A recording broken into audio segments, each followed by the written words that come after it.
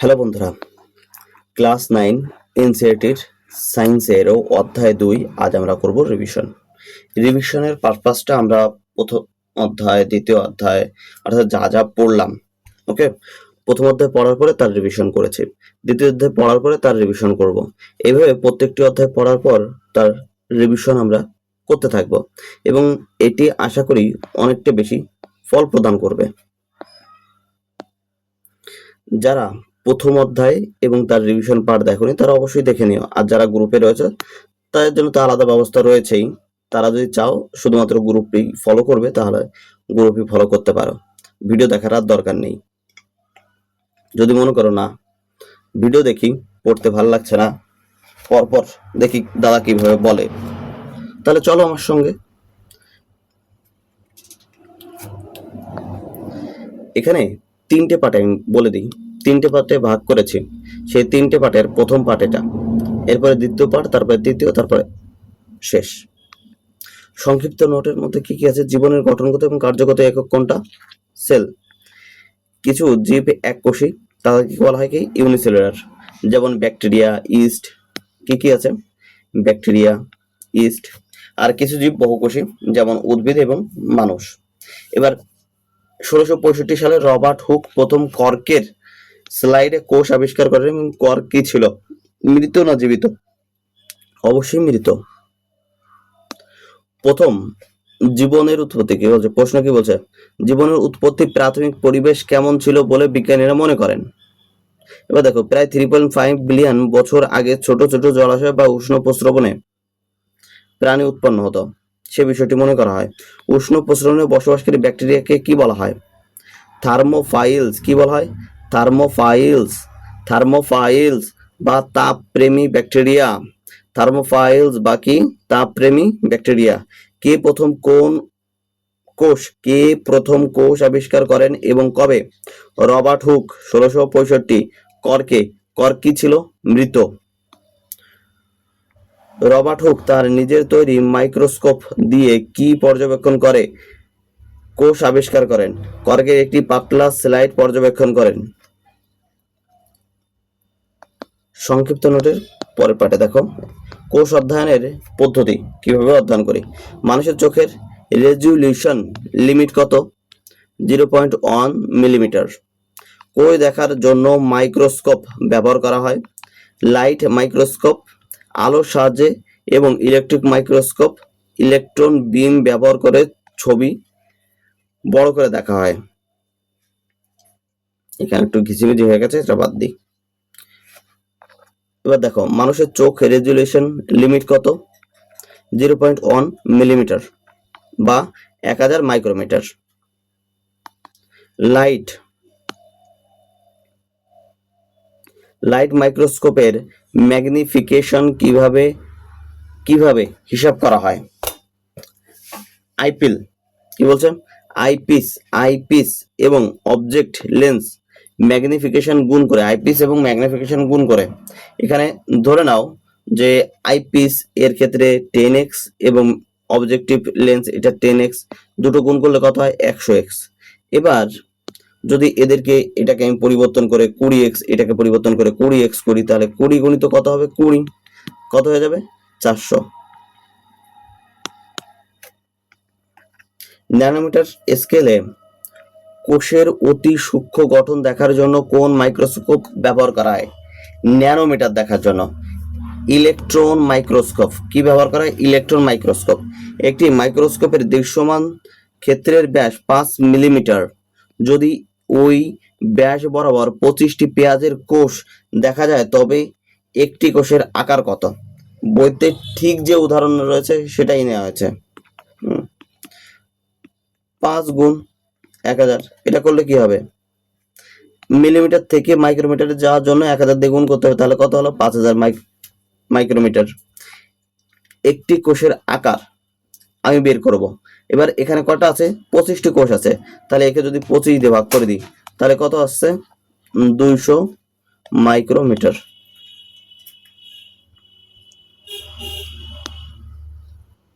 এবার কোষ ঝিল্লিতে আসো।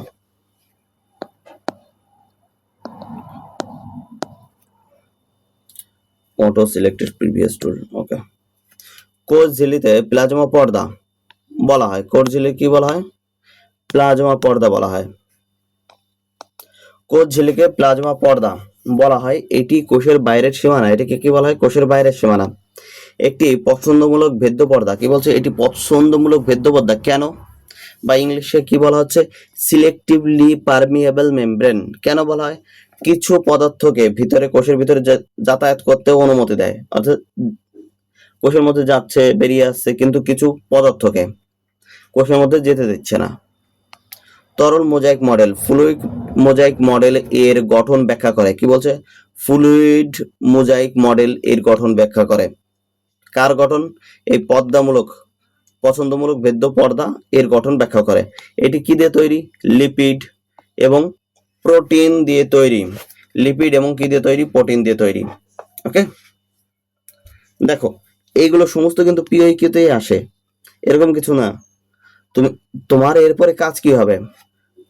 টেক্সট বুকে যাও, টেস্ট দাও, টেক্সট বুকে যাও আর টেস্ট দাও। এবার তোমার মনে হতে আমার কাছে টেক্সট বুক নেই, আমার কাছে অন্য কিছু আছে, তাহলে তোমার কাছে যা আছে তার সেখান থেকে টেস্ট দাও। সমস্যা কি? তোমার টেস্ট দেয়া নিয়ে কথা।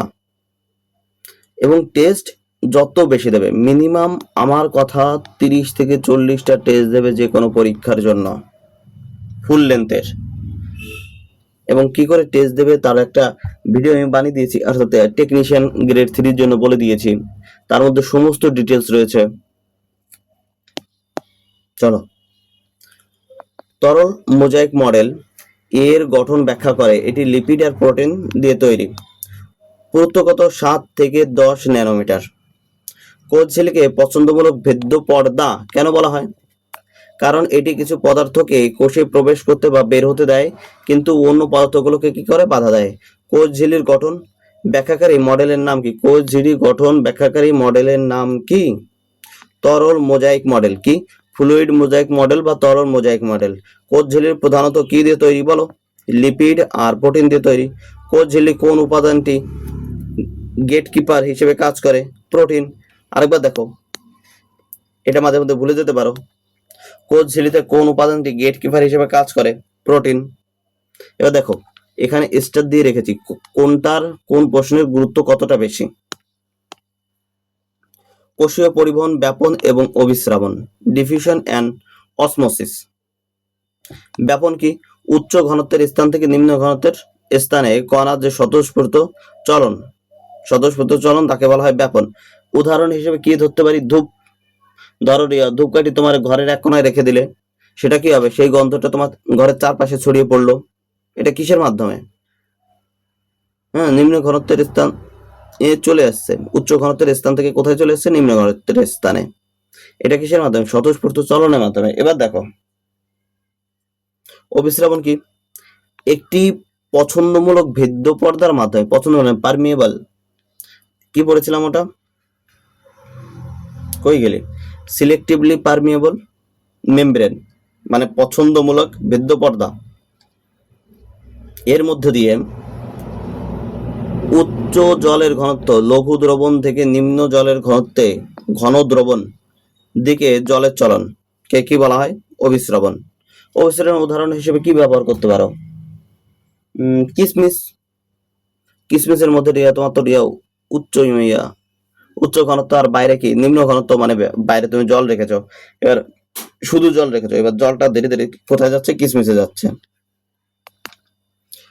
ফুসফুসের অ্যালভিওলাইতে অক্সিজেন এবং কার্বন ডাই অক্সাইডের আলাদা প্রদান কোন, কি বলছে? আলাদা না, আদান প্রদান কোন প্রক্রিয়ায় ঘটে? সেটা কি কিসের মাধ্যমে ঘটে? ব্যাপনের মাধ্যমে ঘটে। কিসের মাধ্যমে? ব্যাপনের মাধ্যমে। উদ্ভিদের মূল লোম দ্বারা মাটি থেকে জল শোষণ কোন প্রক্রিয়ায় ঘটে? অভিস্রাবণ, অসমোসিস। তাহলে আমি দুটো উদাহরণ দিয়েছিলাম, কি? একটা ধূপকাঠির উদাহরণ, একটা তোমার এই কিসমিসের উদাহরণ। এগুলো কি পরীক্ষায় আসবে? না আসার সম্ভাবনা সবচেয়ে বেশি। কারণ কি? বইতে হুবহু তোমার ফুসফুসের অ্যালভিওলাইয়ের অক্সিজেন এবং কার্বন ডাই অক্সাইডের আদান প্রদানের রয়েছে, লাইনটি রয়েছে, এবং উদ্ভিদের মূল রোমের দ্বারা মাটি থেকে যে জল শোষণ করে সেটাকে অভিস্রবণ বলা হয়, সেই লাইনটি রয়েছে। তাহলে এই যে দুটো লাইন, যেহেতু রয়েছে বইতে, তাহলে এখান থেকে প্রশ্ন আসার সম্ভাবনা বেশি, কিন্তু আমাকে এক্সট্রা বুঝে রাখতে হচ্ছে। গোল আলুর টুকরোকে বিশুদ্ধ জলে রাখলে কি ঘটে এবং কেন? বিশুদ্ধ জলে রাখলাম, জল জল তোমার নিম্ন ঘনত্ব থেকে কি হলো, উচ্চ ঘনত্বের দিকে গোল আলুর মধ্যে চলে গেল, তাহলে টুকরোটি ফুলে যাবে, কারণ অবিশ্রাবণের কারণে বাইরের জল কোষের ভিতরে প্রবেশ করবে। এবার গোল আলুর টুকরোকে 20% লবণ বা চিনির দ্রবণে রাখলে কি ঘটবে এবং কেন? তাহলে গোল আলুর মধ্যে যে ঘনত্ব রয়েছে তার থেকে এই বাইরে যে 20% লবণ জল, এই যে 20% লবণ জল, এর ঘনত্ব কি বেশি, তাহলে ধীরে ধীরে এর মধ্যে থেকে আলুর মধ্যে থেকে জলটা বাইরে বেরিয়ে আসবে, আলুর মধ্যে থেকে বাইরে বেরিয়ে আসবে, তাহলে কি হবে, আলুটা কুঁচকে যাবে, টুকরোটি কি হবে, কুঁচকে যাবে, কারণ অবিশ্রাবণের ফলে কোষের ভিতরে জল বাইরে বেরিয়ে আসে। কোষের ভেতর এবং বাইরের ঘনত্বের উপর ভিত্তি করে দ্রবণের 3 প্রকার হয়। একটা হলো আইসোটনিক, আইসোটনিক অর্থাৎ ধরো দুটো জিনিস, এই আমার একটা বাটি, তার মধ্যে একটা আলুর টুকরো আমি রেখে দিয়েছি, আলুর টুকরোর মধ্যে বা যে জলের ঘনত্ব আর বাইরে যে জল রয়েছে তার যে ঘনত্ব দুটো সমান, সেটাকে বলা হচ্ছে বাইরে এবং ভেতরে কোষের ঘনত্ব কি হচ্ছে, সমান। এবার হাইপোটনিক, বাইরের দ্রবণের ঘনত্ব কোষের ভেতরের চেয়ে কম, অর্থাৎ বাইরের ঘনত্ব, এই যে বাইরে যে জল আছে তার ঘনত্ব কোষের ভিতরে, এইখানে যে কোষটা রয়েছে তার ঘনত্বের থেকে কি কম বলছে, তাহলে এইখান থেকে বাইরে থেকে জলটা কোথায় যাবে, ভিতরের দিকে যাবে, বাইরে থেকে জলটা কোথায় যাবে, ভিতরের দিকে, জলের পরিমাণ বেশি হচ্ছে বাইরের দিকে। আর হাইপারটনিকের ক্ষেত্রে ঠিক উল্টো, বাইরের দ্রবণের ঘনত্ব কোষের ভেতরের চেয়ে বেশি, তাহলে জলের পরিমাণ কি কোষের থেকে কি হচ্ছে, কম, আর জলের পরিমাণ বাইরে কম, আর এটা কি হচ্ছে, ধীরে ধীরে বাইরে চলে আসছে। হাইপোটনিক আর হাইপারটনিক। একটি কোষকে আইসোটনিক, একটা কাজ করো তো তোমরা, এই 3টে দিয়ে একটা বা দুটো ট্রিক বানাও এবং সেটা কমেন্টে বলো যে হ্যাঁ এর জন্য এই ট্রিকটা বানালাম এবং এটা মোটামুটি একটু হলেও কার্যকারী। একটি কোষকে আইসোটনিক দ্রবণে রাখলে কোষের আকারের কি পরিবর্তন হবে? কোষের আকারে কোনো পরিবর্তন হবে না, আইসোটনিকে রেখেছে মানে সমসূত্র দ্রবণে রাখা হয়েছে, অর্থাৎ ভিতরে দ্রবণ আর বাইরের দ্রবণের ঘনত্ব সমান। জলের কোষের ভিতরে একটি কোষকে হাইপোটনিক দ্রবণে রাখলে কি হবে? জলের কোষের ভিতরে প্রবেশ করবে এবং কোষটি কি হবে, ফুলে যাবে। হাইপো পো পো পো হাইপো। এবার আমি কি করলাম, হাইপারটনিকে রাখলাম, বাইরের ঘনত্ব বেশি, তাহলে আলুর থেকে বা দ্রবণ থেকে জল কোষ থেকে কি হবে, কোষ থেকে কি হবে, বাইরে বেরিয়ে আসবে এবং কোষটি কি হবে, কুঁচকে যাবে। মুগ ডাল 12 ঘন্টা ভিজিয়ে রাখার পরে যদি ঘন লবণ দ্রবণে রাখা হয় তবে কি ঘটে? ডালের কোষগুলো থেকে জল বেরিয়ে আসবে এবং সেগুলো আবার কুঁচকে যাবে হাইপোটনিক দ্রবণের প্রভাবে। এবার কোষ প্রাচীরে চলে যাচ্ছে, সংক্ষিপ্ত নোট কি কি আছে দেখি। উদ্ভিদ, ছত্রাক এবং ব্যাকটেরিয়া কোষ ঝিল্লির বাইরে একটি অতিরিক্ত শক্ত আবরণ থাকে যাকে কি বলা হয়, কোষ প্রাচীর। কোষ প্রাচীর বা সেল ওয়াল কার কার মধ্যে আছে? উদ্ভিদ, ছত্রাক, ব্যাকটেরিয়া। কার কার মধ্যে? উদ্ভিদ, ছত্রাক, ব্যাকটেরিয়া। এটি কোষকে নির্দিষ্ট আকৃতি এবং যান্ত্রিক দৃঢ়তা প্রদান করে। এটি কি ভেদ্য, এটি কি ভেদ্য, পারমিয়েবল, ভেদ্য। আর এই সিলেক্টিভলি পারমিয়েবল সেটা হল কি কোষ পর্দা, কোষ প্রাচীর কি পারমিয়েবল। ওকে, উদ্ভিদ কোষের কোষ প্রাচীর থাকার মূল কারণ কি? উদ্ভিদ যেহেতু এক স্থানে থেকে অন্য স্থানে যেতে পারে না, তাই বাইরের প্রতিকূল পরিবেশে বাতাস বৃষ্টি থেকে রক্ষা পেতে এবং আকৃতি বজায় রাখতে কি করে, সাহায্য করে। পেঁয়াজের কোষকে ঘন চিনির দ্রবণে রাখলে কোষটি সম্পূর্ণ চুপসে যায় না, কেন? যেহেতু কোষ প্রাচীর রয়েছে, কারণ পেঁয়াজের কোষে কোষ প্রাচীর থাকে যা কোষের আকৃতি বজায় রাখে, কেবল কোষের ভিতরের অংশ কি হয়, কুঁচকে যায়। মানুষের গালের কোষকে ঘন চিনির দ্রবণে রাখলে কি ঘটে এবং কেন? দেখো, কোষটি সম্পূর্ণ সংকুচিত হয়ে যায়, কারণ প্রাণী কোষের কোনো কোষ প্রাচীর থাকে না। এবার কিছু পার্থক্য দেখি, ব্যাপন আর অবিশ্রবণের পার্থক্য দেখছি। যে কোনো পদার্থের কঠিন তরল গ্যাস কণার উচ্চ ঘনত্ব থেকে নিম্ন ঘনত্বের চলন কোনো পর্দার প্রয়োজন নেই। ব্যাপনের ক্ষেত্রে কি হয়, কোনো পর্দার প্রয়োজন নেই। এখানে কি হচ্ছে, শুধুমাত্র দ্রাবকের জলের একটি পছন্দমূলক ভেদ্য পর্দার মাধ্যমে লঘু দ্রবণ থেকে কি হয়, ঘন দ্রবণে চলন। কোষ ঝিল্লি কি আর কোষ প্রাচীর কি? কোষ ঝিল্লি সেল মেমব্রেন সব কোষে থাকে পছন্দমূলক সিলেক্টিভলি পারমিয়েবল হয় তারা, এবং লিপিড এবং প্রোটিন দিয়ে তৈরি হয়। উদ্ভিদ, ছত্রাক, ব্যাকটেরিয়া কোষে থাকে ভেদ্য, পারমিয়েবল, দৃঢ় আকৃতির হয় এবং এগুলো সম্ভবত কাইটিন দ্বারা যুক্ত হয়, কাইটিন নামক পদার্থ দ্বারা তৈরি হয়। উদ্ভিদ কোষ নির্দিষ্ট বক্সের মতো কোষ প্রাচীর আছে উদ্ভিদ কোষে। প্রাণী কোষের কি আকার অনিয়মিত, কোষ প্রাচীর নেই। এবার এতক্ষণ যা পড়লাম তার একটা আরো সংক্ষিপ্ত তোমার রিভিশন। জীবনের একক কি? কোষ। আবিষ্কার কে রেখেছে? সর্বপ্রথম রবার্ট হুক 1665 সালে। চোখের রেজুলেশন কত? 0.1 millimetre.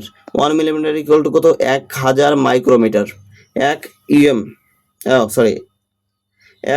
Micrometer equal to 1000 nanometre. এবার কোষ ঝিল্লির মডেল, তাহলে 1 মিলিমিটার ইকুয়াল টু কত? 1 মিলিমিটার ইকুয়াল টু 1 পরে 1 2 3 4 5 6, ওকে, এত ন্যানোমিটার। এটাকে কি লেখা যায়?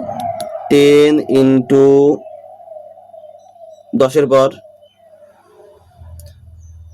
1 2 3 4 5 ন্যানোমিটার।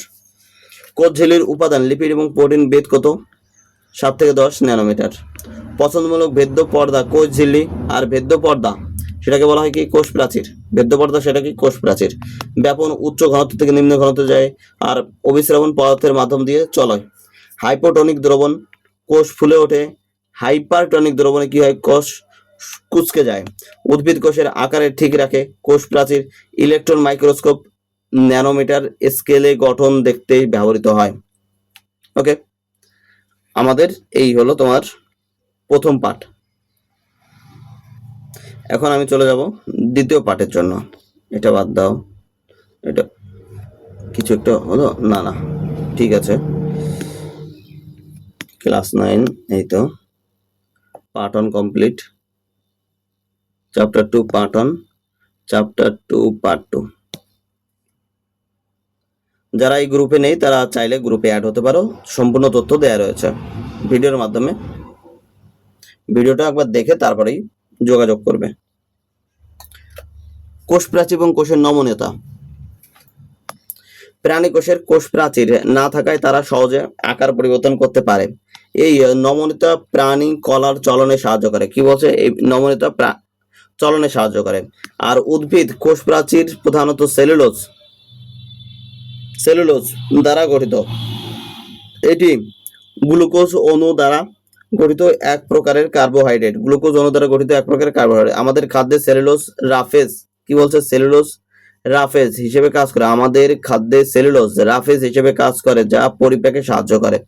উদ্ভিদ ছাড়া ও কিছু অণুজীব যেমন ছত্রাক, ব্যাকটেরিয়া সুরক্ষা এবং যান্ত্রিক গঠনের জন্য কোষ প্রাচীর থাকে। কাদের মধ্যে? ছত্রাক এবং ব্যাকটেরিয়ার মধ্যেও থাকে। উদ্ভিদের কোষে, প্রশ্ন, উদ্ভিদ কোষে কোষ প্রাচীর থাকার প্রয়োজন কেন? উদ্ভিদ এক স্থানে স্থির থাকে, তাই বাইরের প্রতিকূল পরিবেশের বাতাস, বৃষ্টি থেকে রক্ষা পেতে যান্ত্রিক দৃঢ়তার জন্য কোষ প্রাচীর প্রয়োজন। এবার আরেকটা জিনিস বোঝো, আমাদের শরীরে তো কঙ্কাল রয়েছে। এবার কঙ্কাল থাকার জন্য আমাদের একটা কাঠামো রয়েছে। এবার যদি কঙ্কাল না থাকতো তাহলে কি হতো? আমরা একটা স্তূপের মতো পড়ে থাকতাম। কোথায় চোখ, কোথায় নাক, কোথায় হাত, তা তো সঠিকভাবে থাকতো না, মানে অ্যামিবার মতো হয়ে যেতাম। ঠিক সেইরূপ উদ্ভিদের প্রত্যেকটি কোষে যদি কোষ প্রাচীর না থাকে, সেও মোটামুটি ওরকম অ্যামিবার মতো এক জায়গায় পড়ে থাকতো, মানে অনেকগুলো কোষ এক জায়গায় পড়ে আছে। উদ্ভিদ কোষ প্রাচীর প্রধানত কি দিয়ে তৈরি? সেলুলোজ। মানুষের খাদ্যে সেলুলোজের ভূমিকা কি? এটি রাফেজ হিসেবে কাজ করে, যা পরিপাকে সাহায্য করে। উদ্ভিদ ছাড়া আর কোন কোন জীবে কোষ প্রাচীর দেখা যায়? সেটা কি? ছত্রাক আর ব্যাকটেরিয়া। একই জিনিস 2 বার থেকে 3 বার আমরা রিভিশন করছি। ওকে, মোটামুটি 2 বার তো রিভিশনই হচ্ছে এর মধ্যে। আর কিছু অংশ, ছোট একটু অংশ একদম লাস্টে গিয়ে আবার র্যাপিড ফায়ারের মতো রিভিশন করছে। মনে থাকবে না, কততে থাকবে না। অধিকাংশ কোষের 3টি মূল অংশ থাকে। একটা হলো প্লাজমা পর্দা, একটা সাইটোপ্লাজম, একটা নিউক্লিয়াস। কি কি দেখো, আরেকবার দেখো, এটা কিন্তু পরীক্ষায় আসে। কোনটা কোনটা? প্লাজমা পর্দা, সাইটোপ্লাজম এবং নিউক্লিয়াস। সরাসরি এই 3টি অংশ দেখবে, কখনো বলবে না যে 3টি অংশ রয়েছে। কয়টা অংশ রয়েছে? অধিকাংশ কোষের মূলত কয়টা অংশ রয়েছে এইভাবে জিজ্ঞেস করবে না, যে মূলত যে 3টি অংশ রয়েছে তার নাম জিজ্ঞেস করবে। কখনো কোথাও মাইটোকন্ড্রিয়া ঢুকিয়ে দিল, কখনো ঢুকিয়ে দিল, ওই গলগি বডি ঢুকিয়ে দিল। সেগুলো একটু ভালোভাবে দেখবে যে হ্যাঁ শুধুমাত্র প্লাজমা পর্দা, সাইটোপ্লাজম এবং নিউক্লিয়াস, এই 3টি। নিউক্লিয়াস ছাড়া সাইটোপ্লাজমের অনেক উপকোষীয় অংশ থাকে যাদের কোষীয় অঙ্গাণু বলে, যাদেরকে কি বলা হয়, কোষীয় অঙ্গাণু বলে। এগুলো মূলত ইলেকট্রন মাইক্রোস্কোপে দেখা যায়। এদেরকে কিভাবে দেখা যায়? ইলেকট্রন মাইক্রোস্কোপে দেখা যায়। কোষের সাইটোপ্লাজম দেখতে কেমন? এটি অর্ধ তরল এবং জেলির মতো। কোষের অঙ্গাণু কোথায় থাকে? সাইটোপ্লাজমে থাকে। প্রোক্যারিওটিক ও ইউক্যারিওটিক কোষ, চলো।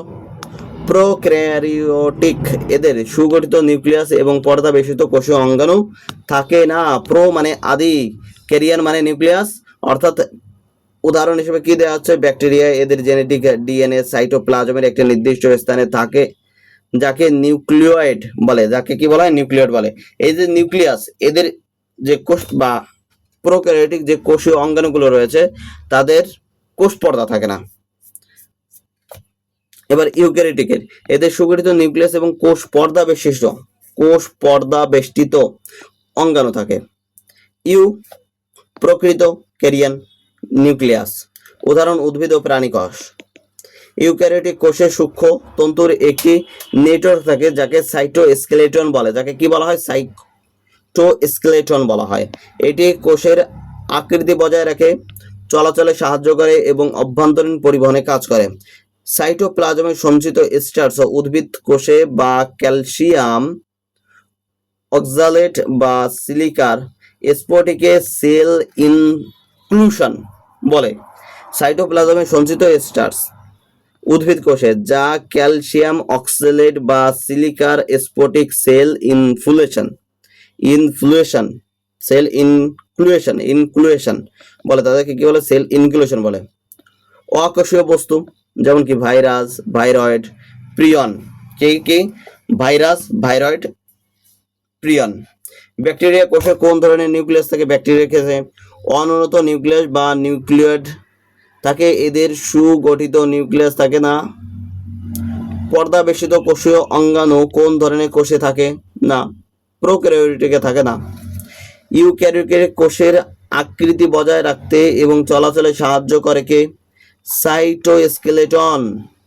কে সাহায্য করে? সাইটোস্কেলেটন কি জিনিস? ধরে যে কোষগুলো, আমরা যে কোষগুলো দেখছি সেগুলো নিউক্লিয়াস রয়েছে, তার এখানে মাইটোকন্ড্রিয়া রয়েছে, গলগি বডি রয়েছে, তারপরে মানে সমস্ত কোষ অঙ্গাণু রয়েছে।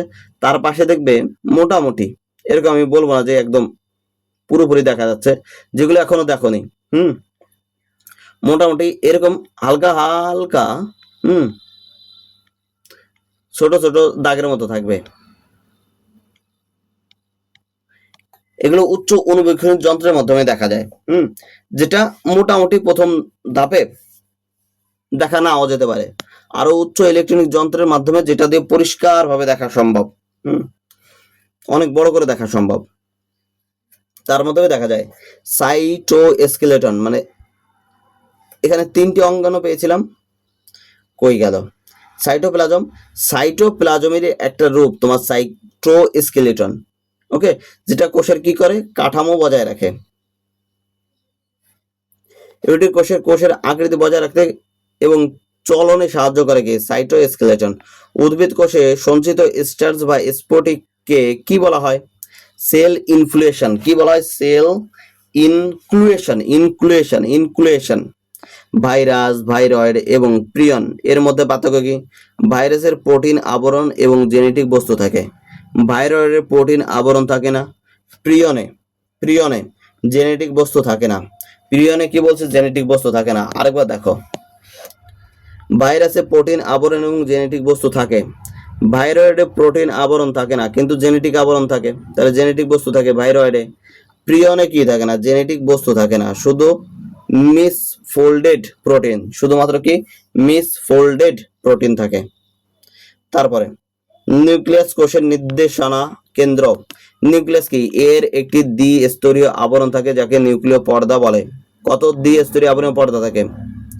এটি নিউক্লিয় ছিদ্র, নিউক্লিওপ্রোর, নিউক্লিয়ার পোর থাকে, যা সাইটোপ্লাজম এবং নিউক্লিয়াসের মধ্যে পদার্থের আদান প্রদান নিয়ন্ত্রণ করে। নিউক্লিয়াসের ভেতরে ঘন গোলাকার অংশ যেখানে রাইবোজোম সাব ইউনিট সংশ্লেষ হয়।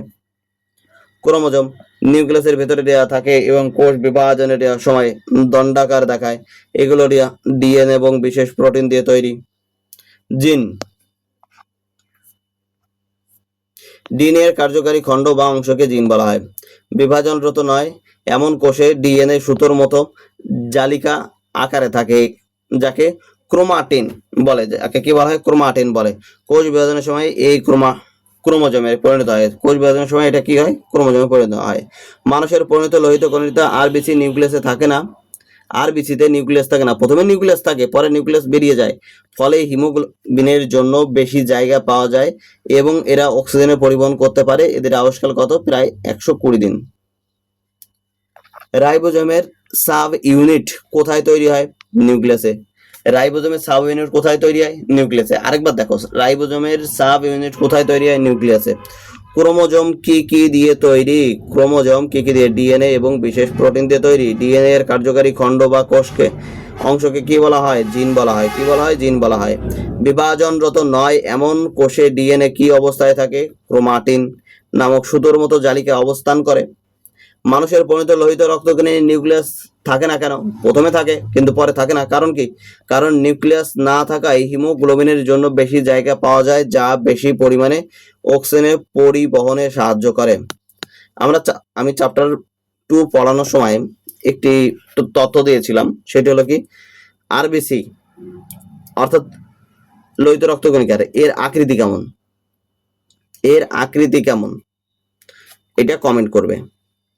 ওকে, যদি মনে হয় যে আমি জানি না, প্রথম ভিডিও দেখিনি, তাহলে তুমি এক কাজ করো, গুগলে সার্চ করো, তারপরে কমেন্ট করো, তোমার শেখা হয়ে গেল। মানুষের লোহিত রক্তকণিকার আয়ু কতদিন এবং এরা বিভাজিত হতে পারে কি না? আয়ু প্রায় কত? 120 দিন। এরা বিভাজিত হতে বা নিজেদের মেরামত করতে পারে না। নিউক্লিয়াস না থাকায়, এদের মধ্যে নিউক্লিয়াস থাকে না, তাই বিভাজিত হতে পারে না। এবার রাইবোজোম আর এন্ডোপ্লাজমিক রেটিকুলাম আর গোলগি বডি। রাইবোজোম কি?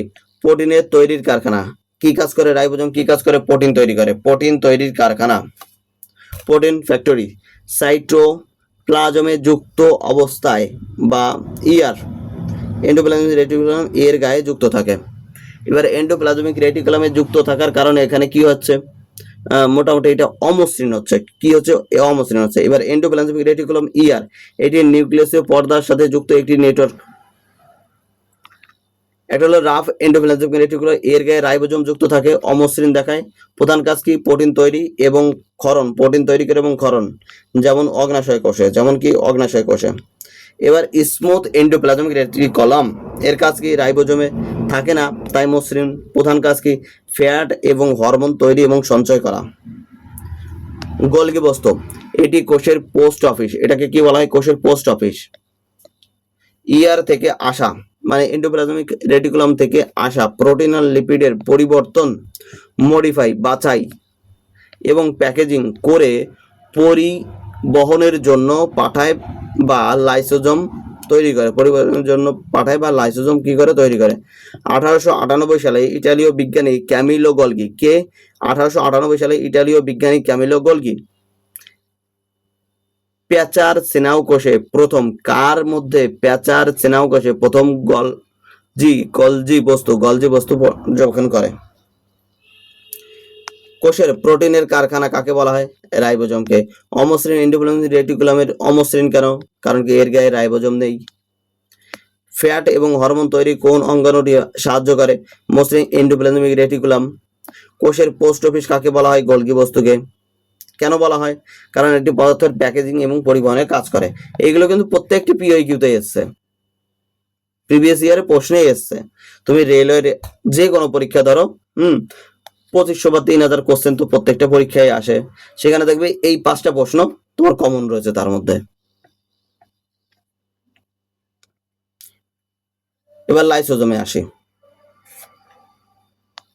লাইসোজোম হলো উৎসেচক, পূর্ণ একটি একক পর্দা বেষ্টিত তৈরি। একক পর্দা কত, নিউক্লিয়াস তোমার কত দ্বিপর্দা বিশিষ্ট, আর এখানে লাইসোজোম কি একক পর্দা বিশিষ্ট। এটি কোষের বজ্র পদার্থ, অবাঞ্ছিত প্রোটিন, কার্বোহাইড্রেট, ফ্যাট এবং এমনকি ক্ষতিগ্রস্ত অঙ্গাণুকে ভেঙে ফেলে। এটি কোষের অপরিচ্ছন্নতা কর্মী। কি বলছে? কোষের পরিচ্ছন্নতা কর্মী। এটা কোষের কি পরিচ্ছন্নতা কর্মী লাইসোজোম। একে কি বলা হয়? আত্মঘাতী থলি বলা হয় নাকি? সেটা তো দেয়াই নেই, এই বইতে আমি দেখলাম না কোথাও এই লাইনটা দেয়া রয়েছে। মাংসের শুক্রাণুতে লাইসোজোম এনজাইম থাকে যা ডিম্বাণুর বাইরের স্তরে ভাঙতে সাহায্য করে, ফলে নিষেকের পথ সুগম হয়। ফলে কি হয়? নিষেকের পথ সুগম হয়। কোষের পরিচ্ছন্নতা কর্মী বা বজ্র নিষ্কাশনকারী কাকে বলা হয়? লাইসোজোমকে। মানুষের শুক্রাণুতে থাকা লাইসোজোম এনজাইম কি কাজ করে? শুক্রাণুতে থাকে ডিম্বাণুর বাইরের স্তর ভাঙতে সাহায্য করে, যা নিষেকের জন্য প্রয়োজনীয়। যা কি করে? নিষেকের জন্য প্রয়োজন। মাইটোকন্ড্রিয়া এবং প্লাস্টিড। এবার দেখো, মাইটোকন্ড্রিয়া আর প্লাস্টিডের মধ্যে এদের নিজস্ব কি আছে? ডিএনএ রয়েছে। কাদের নিজস্ব ডিএনএ রয়েছে? এরকম তিনটে কোষ সংখ্যার নাম যদি জিজ্ঞাসা করা হয়, ফার্স্ট কোনটা? নিউক্লিয়াস, সেকেন্ড মাইটোকন্ড্রিয়া, তৃতীয় কি? প্লাস্টিড। মাইটোকন্ড্রিয়া কোষের শক্তিঘর, এটি দ্বিস্তরীয় পর্দায় যুক্ত। ভেতরের পর্দা ভাঁজ হয়ে ক্রিস্টি তৈরি করে। এতে দেখো, এটা মাইটোকন্ড্রিয়ার একটা কোষ, এর মাঝখানে মোটামুটি এরকম দেখবে যে এরকম ভাঁজ হয়ে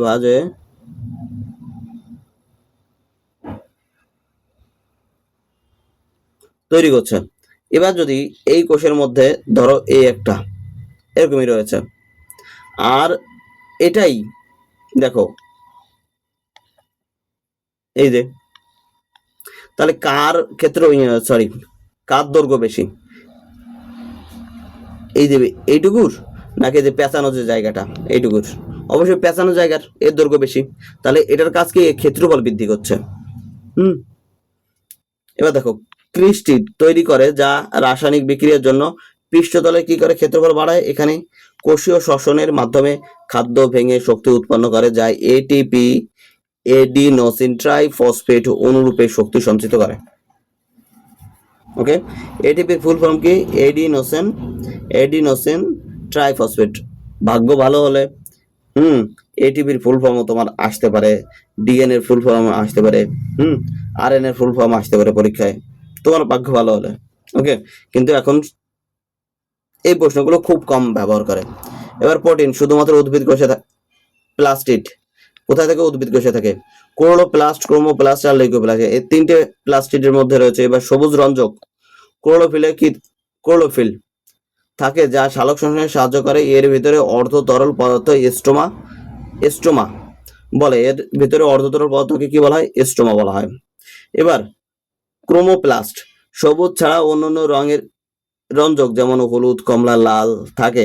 ফুল এবং ফলের রঙিন হওয়ার কারণ হলো তোমার কি?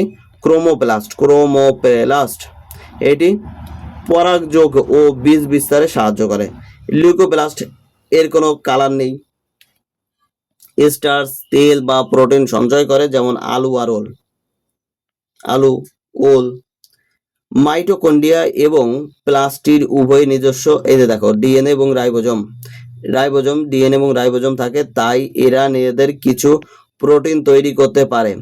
এটি ব্যাকটেরিয়ার সাথে তাদের বিবর্তনগত সম্পর্ককে ইঙ্গিত দেয়। কি বলছে? ব্যাকটেরিয়ার সাথে তাদের বিবর্তনগত সম্পর্ককে কি দেয়? ইঙ্গিত দেয়।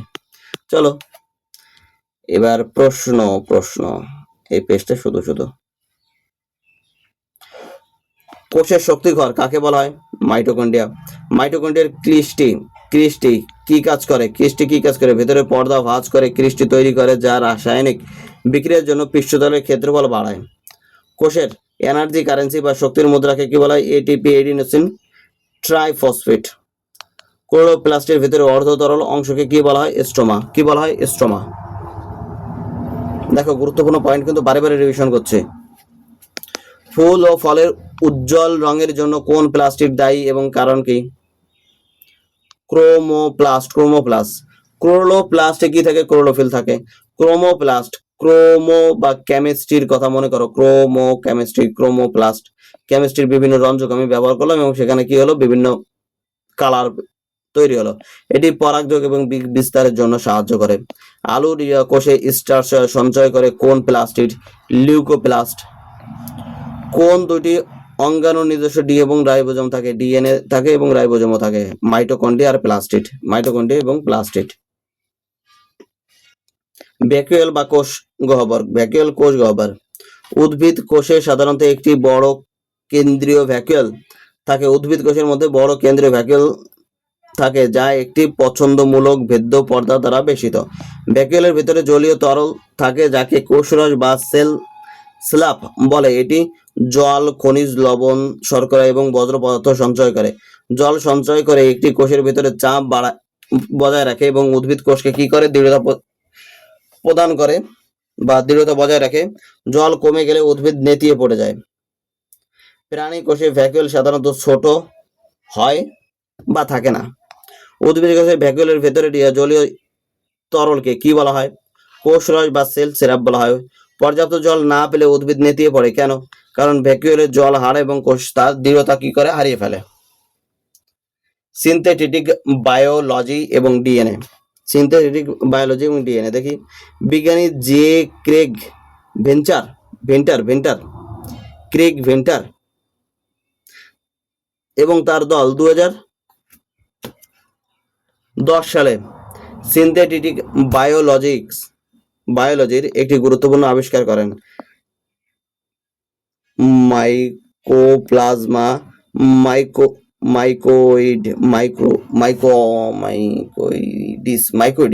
মাইকোইডিস নামক একটি ব্যাকটেরিয়া ডিএনএ কৃত্রিমভাবে তৈরি করে এবং অন্য একটি ব্যাকটেরিয়া কোষে প্রদান করে।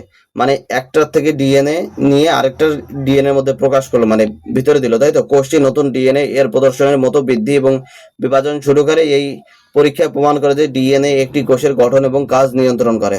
2010 সালে কোন বিজ্ঞানী কৃত্রিম ডিএনএ তৈরি করে ব্যাকটেরিয়া প্রবেশ করিয়েছিলেন? বিজ্ঞানী জে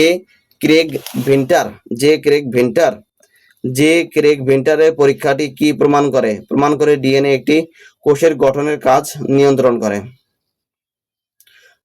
কোষের বৃদ্ধি এবং বিভাজন। পুরনো, মৃত এবং ক্ষতিগ্রস্ত কোষ প্রতিস্থাপন করতে এবং দেহের বৃদ্ধির জন্য কোষের বিভাজন হয়। কোষ একটি নির্দিষ্ট আকার পর্যন্ত বাড়তে পারে, তারপর এটি বিভাজিত হয়ে নতুন কোষ তৈরি করে। পেঁয়াজের মূলের অগ্রভাগ নিয়ে কোষ বিভাজন পরীক্ষা করা হয়। এই পরীক্ষার কে নরম করতে লঘু হাইড্রোক্লোরিক অ্যাসিড HCl এবং কোষ রাঙাতে অ্যাসিটোকারমাইন ব্যবহার করা হয়। কি, আরেকবার দেখো, এই পয়েন্টটা ভালোভাবে দেখো। এই পরীক্ষায় মূলত নরম করতে কি ব্যবহার করে? লঘু সালফিউরিক অ্যাসিড HCl ব্যবহার করা, এবং কোষ রাঙাতে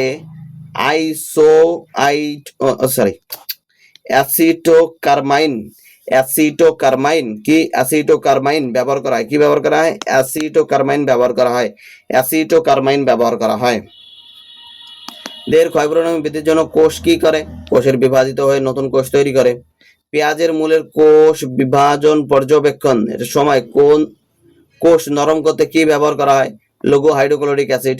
এবং পেঁয়াজের মূলের কোষ বিভাজন দেখার সময় রঞ্জক হিসেবে কি ব্যবহার করা হয়? অ্যাসিটোকারমাইন। কি ব্যবহার করা হয়? অ্যাসিটোকারমাইন। এবার দেখো, আদর্শ ব্যাকটেরিয়ার কোষ, আর এটা কি? নিউক্লিয়াস। এটা তোমার নিউক্লিয়েট, চিত্রে প্রদর্শিত নিউক্লিয়েট কি? প্রোক্যারিওটিক কোষের পর্দাবিহীন আদি নিউক্লিয়াস যা জেনেটিক বস্তু। নিউক্লিয়েট বা এই যে তোমার নিউক্লিয়েট, এখানে তোমার এরকম থাকে। এদের মধ্যে কি নেই? পর্দা নেই। এদের কি নেই? পর্দা নেই। রাইবোজোমের এবারে নিউক্লিয়াসের কাজ কি? রাইবোজোমের সাব ইউনিট তৈরি করা। রাইবোজোমের কি করা? সাব ইউনিট তৈরি করা। ক্রিস্টের ভূমিকা কি? রাসায়নিক বিক্রিয়ার জন্য পৃষ্ঠতলের ক্ষেত্রফল বাড়ানো। এটা কি? মাইটোকন্ড্রিয়ার এই যে ক্রিস্ট গুলো থাকে, এর কি কাজ? পৃষ্ঠতলের ক্ষেত্রফল বৃদ্ধি করা। এবার প্রোক্যারিওটিক কোষ, ইউক্যারিওটিক কোষ। দেখো, আদি নিউক্লিয়াস বা নিউক্লিয়েটেড উপস্থিতি, সুগঠিত নিউক্লিয়াস থাকে না, পর্দা বেষ্টিত অঙ্গাণু নেই। আর সুগঠিত নিউক্লিয়াস থাকে ইউক্যারিওটিকের পর্দা বেষ্টিত উপস্থিত পর্দা বেষ্টিত অঙ্গাণু, যেমন মাইটোকন্ড্রিয়া থাকে। Rough endoplasmic reticulum, smooth endoplasmic reticulum. Rough endoplasmic রেটিকুলামে কি থাকে? রাইবোজোম থাকে, অমসৃণ এবং প্রোটিন তৈরি ও ক্ষরণ করে। স্মুথ এন্ডোপ্লাজমিক রেটিকুলাম কি থাকে? রাইবোজোম থাকে না, এটি অমসৃণ, ফ্যাট এবং লিপিড, ফ্যাট এবং হরমোন তৈরি করে। উদ্ভিদ কোষের মধ্যে দেখো, কোষ প্রাচীর এবং ক্লোরোপ্লাস্ট থাকে, বড় কেন্দ্রীয় ভ্যাকুয়াল থাকে, সেন্ট্রোজোম নেই। কোষ প্রাচীর এবং কোষ ক্লোরোপ্লাস্ট নেই, ভ্যাকুয়াল ছোট বা নেই, সেন্ট্রোজোম আছে। মাইটোকন্ড্রিয়া কোষীয় শ্বসন ঘটিয়ে শক্তি এটিপি তৈরি করে, সালোকসংশ্লেষণ ঘটিয়ে খাদ্য তৈরি করে, সবুজ রঞ্জক থাকে। ক্লোরোপ্লাস্টের, লিউকোপ্লাস্টের কথা এখানে বলেনি, মনে হচ্ছে লিউকোপ্লাস্টকে কি কাজ করে? বর্ণহীন, ওটা দিয়ে তোমার খাদ্য বস্তু, বিভিন্ন জিনিস, তেল, লবণ, এগুলো সঞ্চয় করে। রান্নার সময় আবার তেল লবণ যদি দরকার হয় সেগুলো দেয়। এরকম কোনো কিছু ছিল তো না, ফালতু বকে লাভ নেই। নিউক্লিয়েটের প্রোক্যারিওটিক কোষে পর্দাবিহীন জেনেটিক বস্তু। ভাইরাস কি? অকোষীয় প্রোটিন আবরণ এবং জেনেটিক বস্তু থাকে। প্রিয়ন কি? জেনেটিক বস্তুবিহীন সংক্রমণ প্রোটিন। এর মধ্যে কি প্রিয়নে কি নেই? জেনেটিক বস্তু নেই। নিউক্লিয়াস রাইবোজোমের সাব ইউনিট তৈরি করে। নিউক্লিয়াস রাইবোজোমে কি করে? সাব ইউনিট তৈরি করে। জিন ডিএনএ কার্যকারী খণ্ড। ক্রোমাটিন অবিভাজিত কোষের সুতোর মতো ডিএনএ। আরবিসি লোহিত রক্তকণিকা পরিণত অবস্থায় নিউক্লিয়াস থাকে না এবং আউগত 120 দিন। রাইবোজোম প্রোটিন সংশ্লেষ করে। গোলগি বস্তু প্যাকেজিং এবং ক্ষরণ আবিষ্কারকে ক্যামিলো গোলগি। লাইসোজোম অন্তঃকোষীয় পরিপাকে বজ্র নিষ্কাশন। মাইটোকন্ড্রিয়া শক্তিঘর। ক্রিস্টি রাসায়নিক বিক্রিয়া পৃষ্ঠতল বাড়ায়, শক্তি এটিপি হিসেবে সঞ্চিত হয়। প্লাস্টিড উদ্ভিদ কোষে থাকে। ক্লোরোপ্লাস্ট সবুজ স্টোমা থাকে। ক্রোমোপ্লাস্টে কি থাকে? ক্রোমোপ্লাস্ট তোমার রঙের জন্য কাজ করে। আর লিউকোপ্লাস্টে বর্ণহীন স্টার সঞ্চিত হয়। নিজস্ব ডিএনএ এবং রাইবোজোম থাকে মাইটোকন্ড্রিয়ার প্লাস্টিডে। ভ্যাকুয়াল কোষরস ধারণ করে, উদ্ভিদের কোষকে দৃঢ়তার প্রদান করে। সিনথেটিক বায়োলজি জে ক্রেগ ভেন্টার 2010 সালে প্রমাণ করে ডিএনএ কোষের কাজ নিয়ন্ত্রণ করে। কোষ বিভাজনের পর্যবেক্ষণ। পেঁয়াজের মূলে HCl দিয়ে, মানে হাইড্রোক্লোরিক অ্যাসিড দিয়ে নরম করা হয় এবং অ্যাসিটোকার্মাইন দিয়ে কি করা হয়? রং করা হয়, যার মাধ্যমে কি করা হয়? দেখা হয় যে কোষ কিভাবে বিভাজিত হচ্ছে। বাহ, তাহলে এখন আমাদের কিসে যেতে হবে? Part number 3।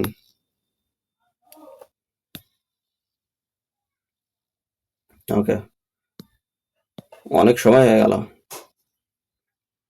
রিভিশন করতে হবে, সেভাবে রিভিশন করতে হবে যাতে মোটামুটি সমস্ত প্রশ্ন এখান থেকে আসলে আমরা করতে পারি। এরপর তোমাকে পিওকিউ করতে মানে কিচ্ছু করতে না, সোজা চলে যাবে টেস্ট দিতে। টেস্ট দিয়ে ভুল হবে, আমি মানছি। প্রথমে ধরো 40টা কোশ্চেন, তার মধ্যে দেখা গেল যে 20টা হলো আর 20টা ভুল হলো। সুতরাং তোমার কাছে 20টা শেখার মতো প্রশ্ন রয়েছে। ওকে, এবং এই 20টা হলো এবং কেন হলো, কোথাও ভুল হওয়ার সম্ভাবনা থাকলে বা তুক্কা মেরে দিয়েছো সেরকম যদি হয় তাহলে সেগুলো একবার চেক করো। কোষ বিভাজন যে প্রক্রিয়ায় পুরনো কোষ থেকে নতুন কোষ তৈরি হয়, এটি বৃদ্ধি, ক্ষয়পূরণ এবং প্রজননের জন্য দায়ী। আমাদের শরীরে প্রতিদিন 100 বিলিয়ন কোষের প্রতিস্থাপন হয়, যা মোট কোষের কত? 1%। সমসূত্রী বিভাজন কি? এই প্রক্রিয়া একটি মাতৃকোষ, এটাকে বলা হয় মাইটোসিস প্রক্রিয়ায় একটি মাতৃকোষ বিভাজিত হয়ে দুটি সমগুণ সম্পূর্ণ অপত্য কোষ ডটার সেল তৈরি করে। অপত্য কোষে ক্রোমোজোমের সংখ্যা মাতৃকোষের সমান থাকে। এটি সাধারণত বৃদ্ধি, ক্ষয়পূরণ এবং অযৌন জননে অ্যাসেক্সুয়ালে সাহায্য করে। অর্ধসূত্রী বিভাজন এটি শুধুমাত্র জননাঙ্গের কোষে ঘটে এবং গ্যামেট, শুক্রাণু ও ডিম্বাণু তৈরি করে। এই প্রক্রিয়ায় একটি মাতৃকোষের পরপর দুবার বিভাজিত হয়ে 4টি অপত্য কোষ তৈরি করে। অপত্য কোষের ক্রোমোজোম সংখ্যা মাতৃকোষের অর্ধেক হয়ে যায়। কি হয়? অপত্য কোষের ক্রোমোজোমের সংখ্যা মাতৃকোষের অর্ধেক হয়ে যায়। এটি যৌন প্রজননের, সেক্সুয়াল রিপ্রোডাকশনে, জেনেটিক বৈচিত্র্য সৃষ্টি করে। নিষেকের সময় দুইটি গ্যামেট মিলিত হয়ে ক্রোমোজোমের মূল সংখ্যা পুনরায় কি হয়, ফিরে আসে। বৃদ্ধির জন্য দায়ী কোষ বিভাজনের নাম কি? সমসূত্রী বিভাজন বা মাইটোসিস বিভাজন। সমসূত্রী মানে সমবিভাজন বা মাইটোসিস বিভাজন। মাইটোসিস বিভাজনের একটি মাতৃকোষ থেকে কটি অপত্য কোষ তৈরি হয়? দুইটি। কয়টি তৈরি হয়? দুইটি। যৌন প্রযোজনে গ্যামেট তৈরির জন্য কোন কোষ বিভাজন ঘটে? কি বলছে? কোন কোষ বিভাজন ঘটে? অর্ধসূত্রী বিভাজন বা মিওসিস বিভাজন হয়। কোথায়? যৌন জননের ক্ষেত্রে। মিওসিস বিভাজনের উৎপন্ন কোষে ক্রোমোজোমের সংখ্যা মাতৃকোষের তুলনায় কত হয়? অর্ধেক হয়ে যায়, হাফ হয়ে যায়, অর্থাৎ 2n ছিল সেখান থেকে কি হয়ে যায়? n হয়ে যায়। মিওসিস বিভাজনে একটি মাতৃকোষ থেকে মোট কটি অপত্য কোষ তৈরি হয়? কটা তৈরি হয়? 2 আর 2 4টা তৈরি হয়। মাইটোসিস বা মিওসিসের ত্রুটি হলে কি সমস্যা হতে পারে? দেখো, মাইটোসিসের ত্রুটি হলো অনিয়মিত বিভাজন এবং টিউমার তৈরি হতে পারে। মিওসিসের ত্রুটি হলে জেনেটিক ডিসঅর্ডার বা বন্ধ্যত্ব দেখা দিতে পারে। ত্বকের কেটে যাওয়া অংশে যদি মাইটোসিসের বদলে মিওসিস বিভাজন হতো তবে কি ঘটতো? দেখো, ত্বকের কোষগুলো ঠিকমতো মেরামত হতো না, কারণ মিওসিসের ফলে ক্রোমোজোমের অর্ধেক হয়ে যায়, যা সাধারণত দেহকোষের জন্য অনুপযুক্ত বা উপযুক্ত নয়। এবার দেখো, 2n থেকে 2n তৈরি হয়েছে, এটা কি? মাইটোসিস। আর মিওসিসে 2n থেকে কি তৈরি হয়েছে? n। ওকে, অর্থাৎ প্রথমে অধবিভাজন, তারপরে কি হয়েছে? সমবিভাজন হয়েছে। 2n কে বলা হয় ডিপ্লয়েড আর n কে কি বলা হয়? হ্যাপ্লয়েড। এবার মাইটোসিস আর মিওসিসের তুলনা করছে। কোথায় ঘটে? মাইটোসিস কোথায় ঘটে? কই দেহে ঘটে। আর মিওসিস কোথায় ঘটে? জননাঙ্গে ঘটে। শুক্রাণু, ডিম্বাণু এইখানে হয়। উদ্দেশ্য কি? কোষের বৃদ্ধি, ক্ষয়পূরণ আর গ্যামেট এবং জনন কোষের তৈরি করা। অপত্য কোষের সংখ্যা কটা? দুটি, মানে বিভাজিত হয়ে। ছেলেমেয়ে কয়টা? এর দুটো ছেলেমেয়ে। এর কটা ছেলেমেয়ে? 4টে। ক্রোমোজোমের সংখ্যা মাতৃকোষের সমান হয়, এখানে মাতৃকোষের কি হয়? অর্ধেক হয়। কোষতত্ত্ব এবং বৃদ্ধি। 1838 সালে জার্মান উদ্ভিদ বিজ্ঞানী ম্যাথিয়াস সেলাইডেন বলেন সমস্ত উদ্ভিদ কোষ দ্বারা গঠিত। তার ঠিক 1 বছর পরে জার্মান উদ্ভিদবিদ ছিল, এখানে জার্মান প্রাণীবিদ থিওডোর সুয়ান প্রমাণ করেন সমস্ত প্রাণীর কোষ দ্বারা গঠিত। তাহলে এখানে কি বলছে? উদ্ভিদ কোষ দ্বারা গঠিত, ইনি বলছেন প্রাণী কোষ দ্বারা গঠিত। 1855 সালে রুডলফ ভিরচাও কোষ তত্ত্বকে সম্প্রসারিত করে বলেন নতুন কোষ শুধুমাত্র পূর্ববর্তী বিদ্যমান কোষ থেকে সৃষ্টি হয়েছে। অমনিস সেলুলা কোষ তত্ত্ব। মূল বক্তব্য: সব জীব এক বা একাধিক কোষ দিয়ে তৈরি। কোষ হলো জীবের গঠন এবং কাজের মৌলিক একক। সব কোষ পূর্ব বিদ্যমান কোষ থেকে সৃষ্টি হয়েছে। কোষ তত্ত্ব কারা প্রস্তাব করেন? কি বলছে? কোষ তত্ত্ব কারা প্রস্তাব করেন? Matthias Schleiden, Theodor Schwann. নতুন কোষ শুধুমাত্র পূর্ববর্তী বিদ্যমান কোষ থেকে সৃষ্টি, এই বক্তব্যটি কে দিয়েছে? রুডলফ ভিরচাও। কত সালে? 1855 সালে। এখন কি আছে? কোষের মৃত্যু, ক্যান্সার এবং টোটিপোটেন্সি কি জিনিস দেখি একবার। কোষ নিয়ন্ত্রিত উপায়ে বৃদ্ধি পায় এবং প্রয়োজন ফুরিয়ে গেলে মারা যায়। একে একে কি বলে? প্রোগ্রাম কোষ মৃত্যু বা programme dead cell, PD, programmed cell dead, PCD বলে। এর ফলে ভ্রূণের বিকাশের সময় হাতের আঙুলগুলো আলাদা হয় না হলে কি হতো? সেগুলো কি হতো? লিপ্তবদ্ধ হয়ে যেত, জোড়া হয়ে যেত, হাঁসের পায়ের মতো হয়ে যেত। সাধারণ প্রাণী কোষ অন্য কোষের সংস্পর্শে এলে বিভাজন থামিয়ে দেয়, একে যোগাযোগ নিরোধ বলে। কি বলে? যোগাযোগ নিরোধ বলে। ক্যান্সার কোষ এই কন্ট্যাক্ট ইনহেবিটেশন থাকে না। কি বলছে? কন্ট্রাক্ট ইনহেবিটেশন থাকে না, ফলে তারা অনিয়ন্ত্রিতভাবে বিভাজিত হয়ে টিউমার তৈরি করে। টিউমার বিনাইন বা ম্যালিগন্যান্ট হতে পারে। 1902 সালে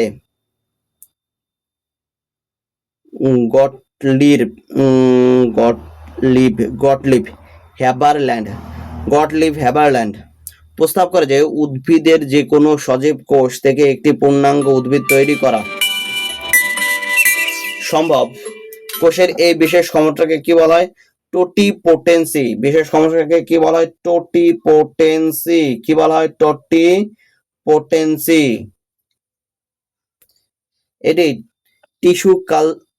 প্লান্ট টিস্যু কালচার প্রযুক্তি ভিত্তিক। কি বলে?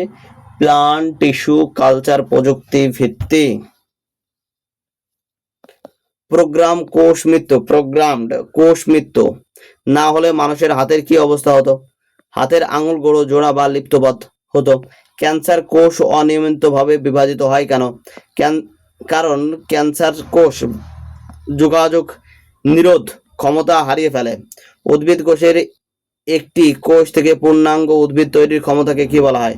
টোটিপোটেন্সি। প্লান্ট টিস্যু কালচার প্রযুক্তি ভিত্তিকে কে স্থাপন করে? গটলিব হ্যাবারল্যান্ড। নাম অদ্ভুত নাম।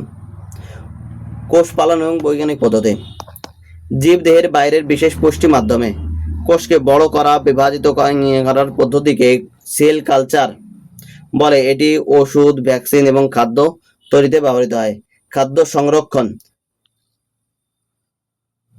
আমলা বা লেবুর আচারে প্রচুর লবণ বা চিনি দিলে অভিস্রাবণের কারণে পচন সৃষ্টিকারী ব্যাকটেরিয়া ছত্রাকের কোষ থেকে জল বেরিয়ে যায়। হাইপারটনিক পরিবেশ ফলে অণুগুলো মারা যায় এবং খাদ্য সংরক্ষিত থাকে। আমলা বা লেবুর আচারে প্রচুর পরিমাণে কি দিই? যদি লবণ বা চিনি দিই তাহলে অভিস্রাবণের কারণে পচন সৃষ্টিকারী ব্যাকটেরিয়া বা ছত্রাকের কোষ থেকে জল বেরিয়ে যায়। হাইপারটনিক পরিবেশের ফলে অণুজীবগুলো কি হয়?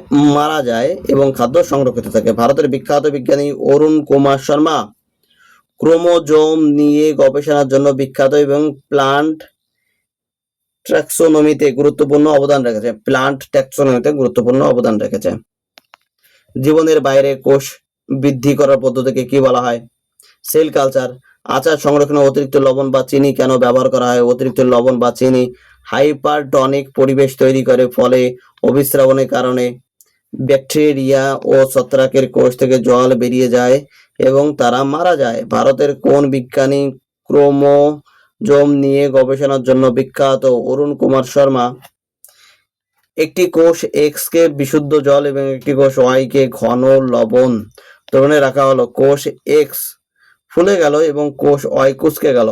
এর বৈজ্ঞানিক কারণ কি? কোষ ঝিল্লির মাধ্যমে অভিস্রাবণ প্রক্রিয়ায় জল কোষ এর এক্স এর ভিতরে প্রবেশ করে এবং কোষ ওয়াই এর থেকে বাইরে বেরিয়ে আসলো। কোন প্রক্রিয়ার মাধ্যমে? অভিস্রাবণ প্রক্রিয়া। উদ্ভিদ কোষের কোন অঙ্গাণুটি থেকে প্রাণী থাকে কিন্তু প্রাণী কোষে থাকে না? ক্লোরোপ্লাস্ট এবং কোষ প্রাচীর উদ্ভিদ কোষে থাকে এবং প্রাণী কোষে থাকে না। রেণু